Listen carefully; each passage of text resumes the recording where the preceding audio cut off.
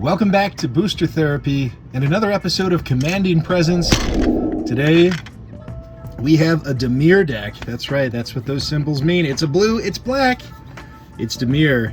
And a special deck tech, another fun Godzilla theme one. We have a deck tech today for Gigan, Cyberclaw Terror, or like you would probably rather know, or most likely know it as, is Gyruda, Doom of Depth. So I'm going to refer to this as Gigan for the rest of the video.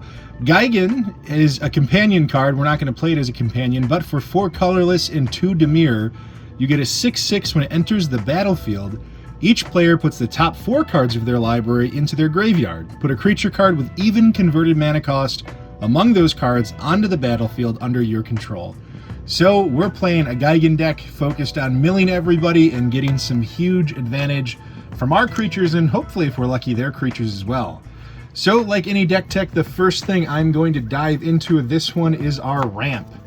The ramp package is pretty standard with this one. Tough when you don't have green, so you're playing a lot of those simple 2-mana signets and other 2-mana ramp spells. The first one, though, is Soul Ring. We have Thran Dynamo, a very powerful ramp spell. Chromatic Lantern. I'm always a fan of fixing mana, and this does it. Otherwise, it's a nice little 3-mana rock. Thought Vessel, keeping our hand without a restriction, which is always nice. And it taps for 1, 2-mana ramp. Solemn Simulacrum. I love this sad little robot, mainly because he's also an even converted mana cost. So if we do happen to mill him, we're going to get ramp out of that mill if he's our right selection. Also, just a very good ramp card in himself.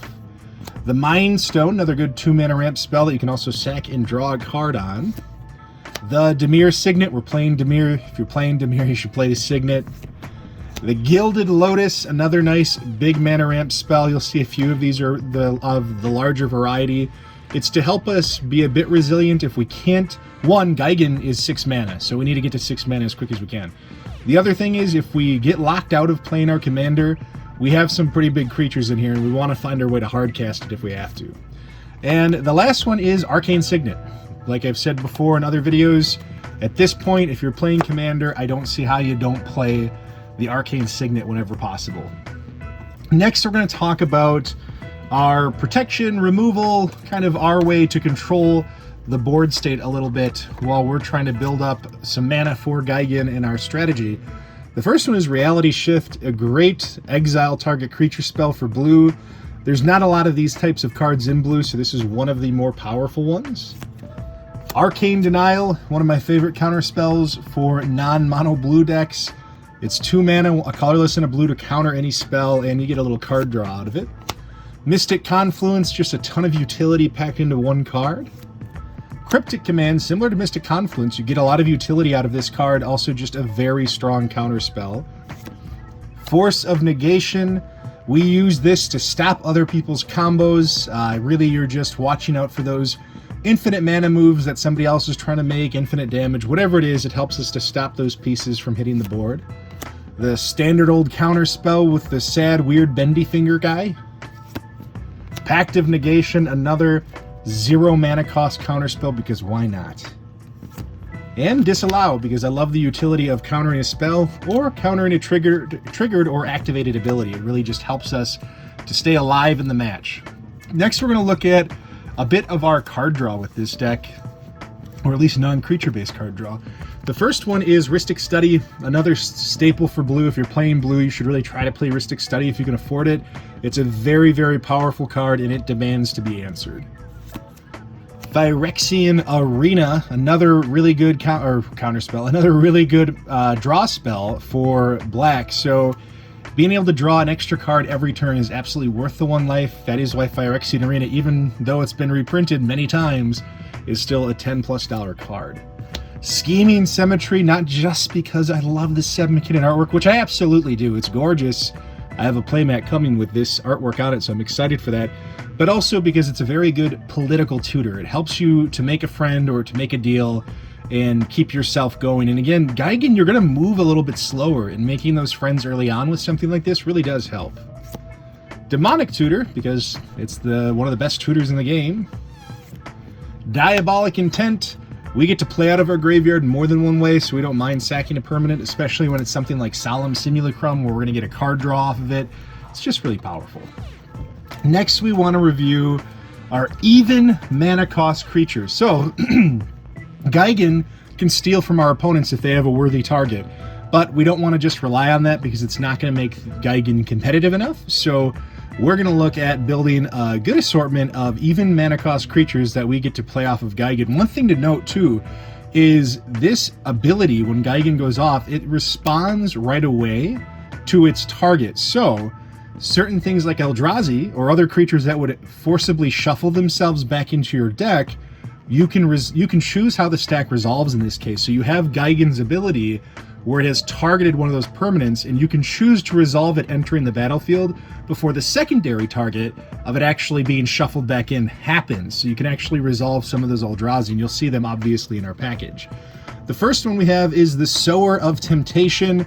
Just a nice little target. Also an easy one to cast early on if we're not relying on Gigan. Stealing a creature, really just controlling a bit of the pace of the match. Sakashima the Imposter. I love the idea of getting to copy Gigan and do it all over again, and this is one of the ways we can do that because it doesn't hold the legendary rule to it. Gonti, Lord of Luxury, another fun one to steal some of your opponent's permanents. We'll also notice that a lot of these have ETB triggers, and there's a couple other ways that we can abuse those outside of just Gigan's ETB, which is also probably the best one in the deck. Nightmare Shepherd, so if people kill our creatures, we get them back as 1/1s and get to re-trigger that ETB that they likely have. Also, an even mana cost creature. Phyrexian Metamorph, getting to copy something that is on the battlefield that we so desperately need extras of. You could even copy Gigan to re-trigger again if we just completely misfire and don't have anything that is good enough for our board state. The Stormtide Leviathan, an 8-mana 8/8 with Island Walk that really locks out anybody else from having any fun with their creatures, so just a devastating guy to bash in with. The Sire of Stagnation, a good mill card when you hit lands, and it helps you to draw a little bit more as well. So just a lot rolled into one for this Eldrazi, and it works within our colors, and again, the upset of being even mana cost so we can pop it back in. The Clever Impersonator, you're going to see that clones in general I feel is a really smart play. With this deck, I've been pretty specific where it's either a clone card that ignores the legendary rule, or it's a clone card that can copy any permanent, because there is some value in that as well. The Grave Titan, one of the best even mana cost CMC creatures you can pop out, and it's not too hard to hard cast. Kozilek the Great Distortion, one that wouldn't get shuffled back in even if they wanted you to, and is just a very clean, even CMC creature to pop out there and help you control the board state. Torgar, Famine Incarnate. What a satisfying way to cut somebody's life total in half, hopefully. Or restore yours. Ulamog, the Ceaseless Hunger, another really good Eldrazi that even if they wanted it to shuffle in, it wouldn't do that, so just a very powerful target for this deck and one that you're not afraid to mill. Thorn of the Black Rose, you've probably seen this card in a few of my deck techs. It's become somewhat of a favorite for me. I feel like a Commander game becomes way more fun when you can get something like the Monarch in play, and this is a really clean and easy way to do it. Also, even CMC. Vilis, Broker of Blood. This really helps us, if this can be the choice to get into play, it helps us dig into our deck a lot faster and work towards one of our infinite combo pieces that helps us to win the game. Archaeomancer, so we can restore one of our tutors or one of our counter spells if we're in need of it. Kozilek, Butcher of Truth, another even CMC Eldrazi. Again, if you choose not to target this one, remember it will shuffle your entire graveyard back in, so you really want to get this as a target. Also, obviously, getting an Annihilator Eldrazi out there is going to help you win. The Vizier of Many Faces. What I love about this one specifically is it can be targeted if it makes sense. If we have a misfire and we need to re-trigger a Gigan, it can do that by making a sacrifice or Gigan. More importantly, it has Embalm, so if we don't choose this, we still have another way to play this one from our graveyard.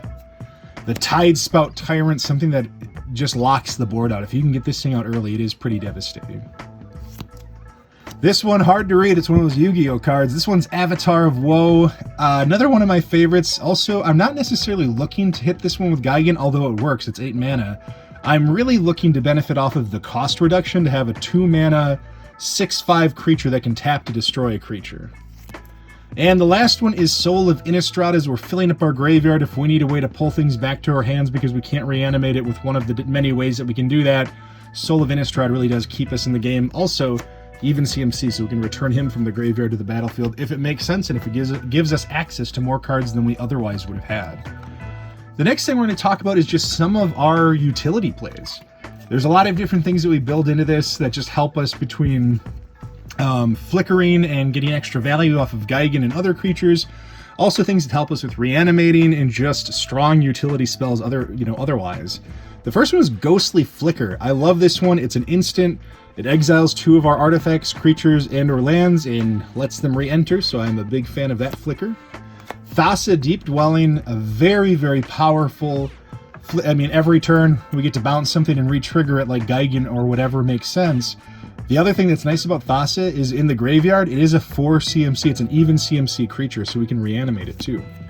Strionic Resonator, because triggered abilities is what we're all about with this one. We're ETBing all day long, and this thing doubles down on that. Panharmonicon, same as Strionic Resonator, except, you don't have to pay for it over and over again. It just happens. The Crystal Shards, so we can bounce Gigan back to our hand and cast it on the next turn. Also, this could actually be a decent control spell for you. If somebody doesn't leave that 1 mana up to respond to this, you could be flicking things back into their hands and just causing all sorts of havoc. Lazav, Dimir Mastermind. So one, it's an even CMC card, which is great. But also, whenever a creature card is put into an opponent's graveyard from anywhere, you could have them become a copy it. So, get Lazav out early, cast Gigan, take the best even CMC card you can get, put it on the battlefield, and then have Lazav turn into whatever other creature spell that hits your opponent's graveyard that you like, and it has hexproof. Helm of the Host, it's kind of like a clone, I guess, is the way we're going to look at this, but if we can Helm of the Host Gigan, you're probably going to win the game. Consuming Aberration, we're filling up graveyards over and over and over again. This thing also does it when it attacks, and it gets massive. It just becomes something that demands an answer and really sucks out some of those removal spells early on.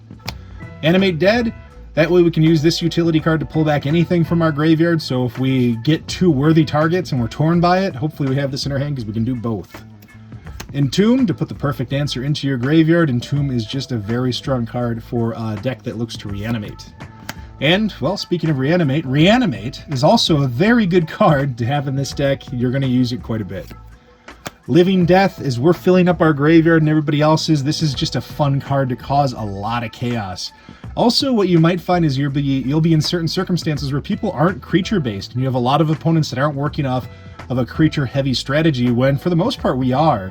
Living Death can wipe their board of whatever little scraps they have and really fill us up with some of the biggest and baddest creatures out there. Dread Return, another clean reanimate spell. The thing I do like about this is we're going to mill ourselves a lot. This is one of the few mill cards that you can actually cast from your graveyard as well. The Immortal Sun, you'll notice we're not playing any Planeswalkers, and any sort of cost reduction and benefit that we can get, we're going to take it. Immortal Sun is kind of all of that rolled into one. And the final one is one of the new cards, Dredge the Mire. This is from Commander 2020. Each opponent chooses a creature card in their graveyard. Put those cards onto the battlefield under your control. So as we're filling up our opponent's graveyards, we can force them to give us some of that value that we've stacked in there.